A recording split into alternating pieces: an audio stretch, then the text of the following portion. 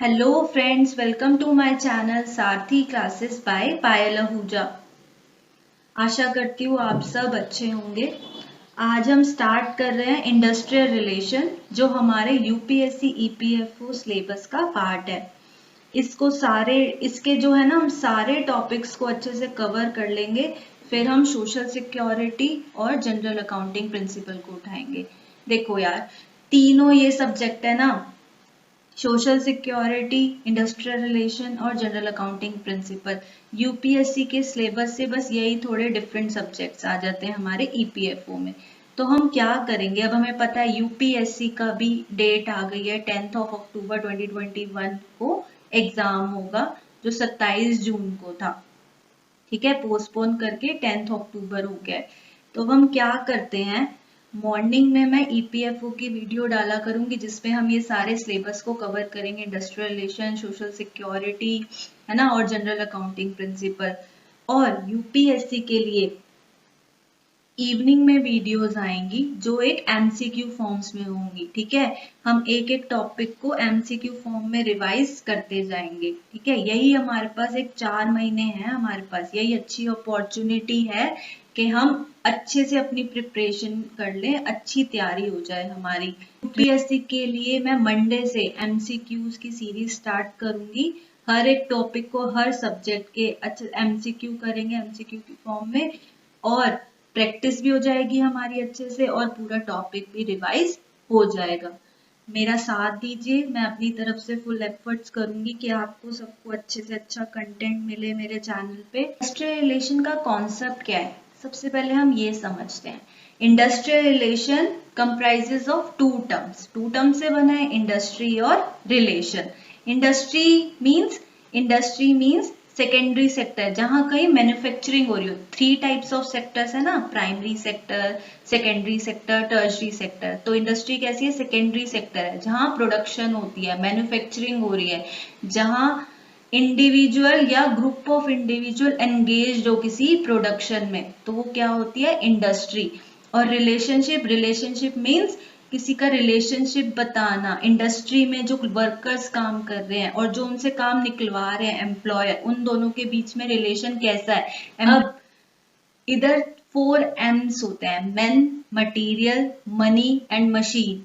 जहां इन चारों का अच्छे से यूज हो रहा हो, पर्पस फुलफिल हो रहा हो, प्रोडक्शन हो रही हो किसी बिजनेस में, वही हमारी क्या हो जाती है, इंडस्ट्री। और उन दोनों का रिलेशन कैसा है, एम्प्लॉयर का और एम्प्लॉय के बीच में रिलेशन कैसा है, एम्प्लॉयर एम्प्लॉयज का, ऑर्गेनाइजेशन का एम्प्लॉयज के साथ, मैनेजमेंट का एम्प्लॉयज के साथ, और एम्प्लॉयज का अपने लोगों, जो जितने भी एम्प्लॉयज है उनका खुद के साथ कैसा रिलेशन है।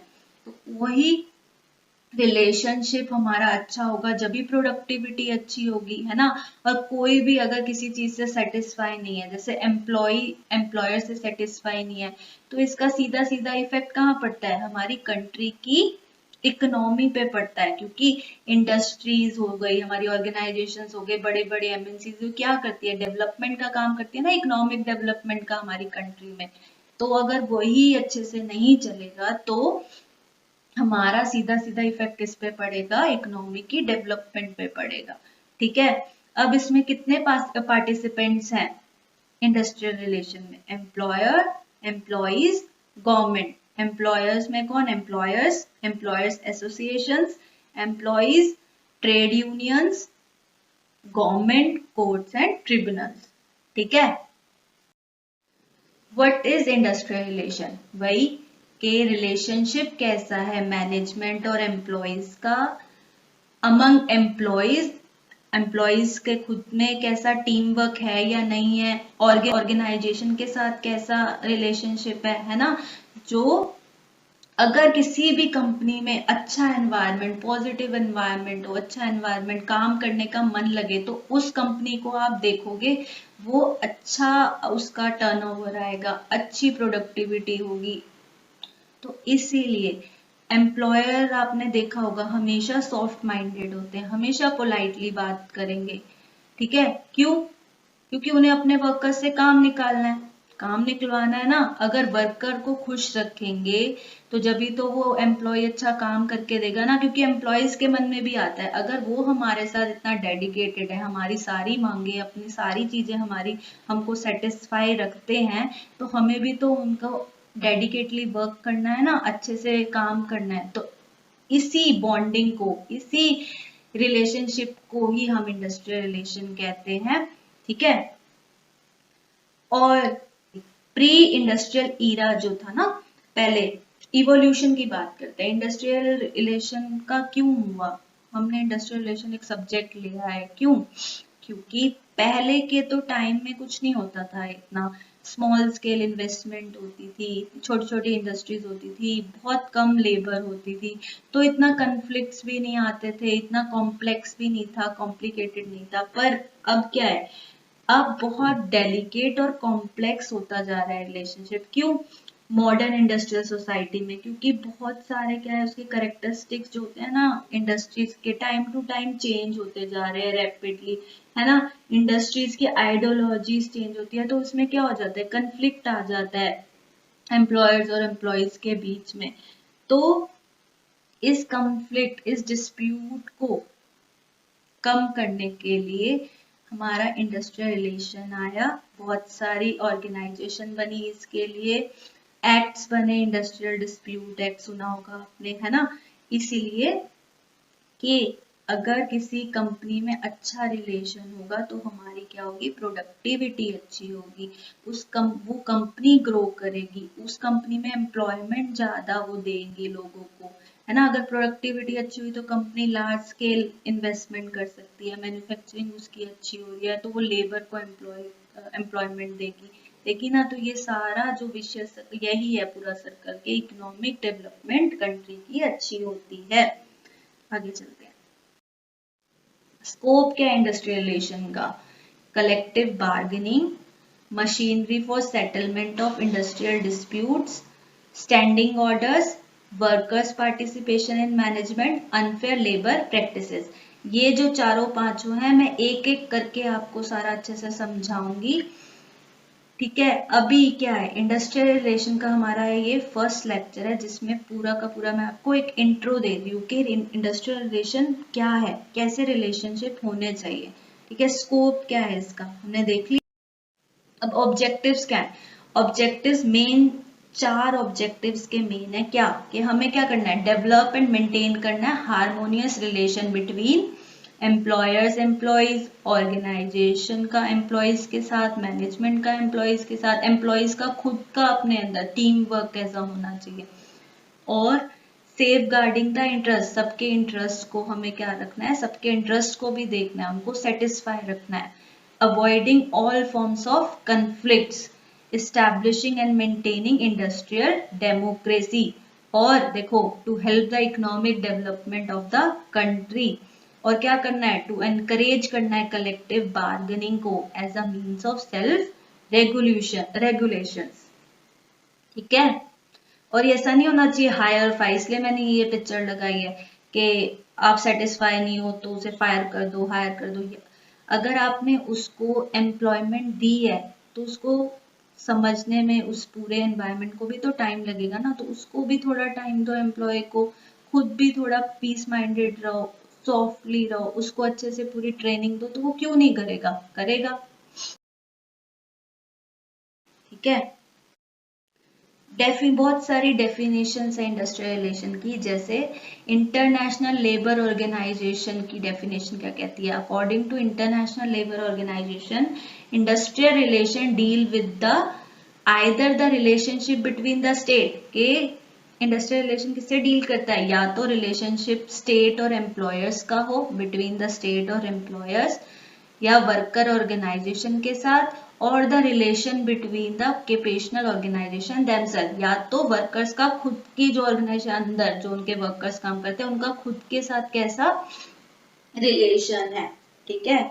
और अकॉर्डिंग टू डेल योजर क्या कहता है, industrial relation is a relationship between management and employees और among employees and their organization. बात एक ही जैसी है। ठीक है, सब बात एक जैसी है, बस साफ साफ यही लेमन लैंग्वेज में यही है कि ऐसा रिलेशनशिप जो अच्छी बॉन्डिंग हो बिटवीन द एम्प्लॉयर और एम्प्लॉयज, ऑर्गेनाइजेशन के साथ, मैनेजमेंट के साथ, एम्प्लॉयज का अच्छा रिलेशनशिप हो। बस यही लेमन लैंग्वेज में मैं आप साफ साफ सब शब्दों में यही समझाना चाह रहे हैं, और ये सारी डेफिनेशन सेम ही है। Or according to Armstrong, IR is concerned with industrial relation is concerned with the system and procedure used by unions and employers to determine the reward for effort and other conditions of employment, to protect the interest of the employed and their employers, and to regulate the ways in which employers treat their employees.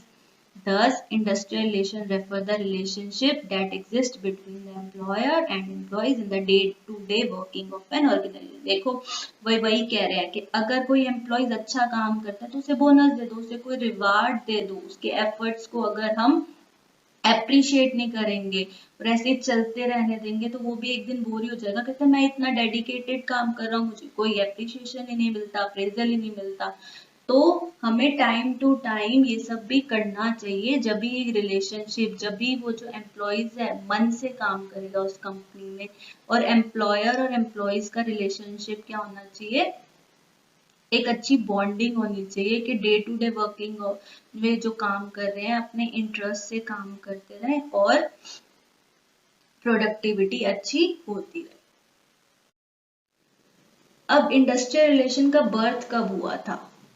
The field of industrial relation was born in US in the late 1910. ठीक है, it emerged from negative impulse and positive impulse.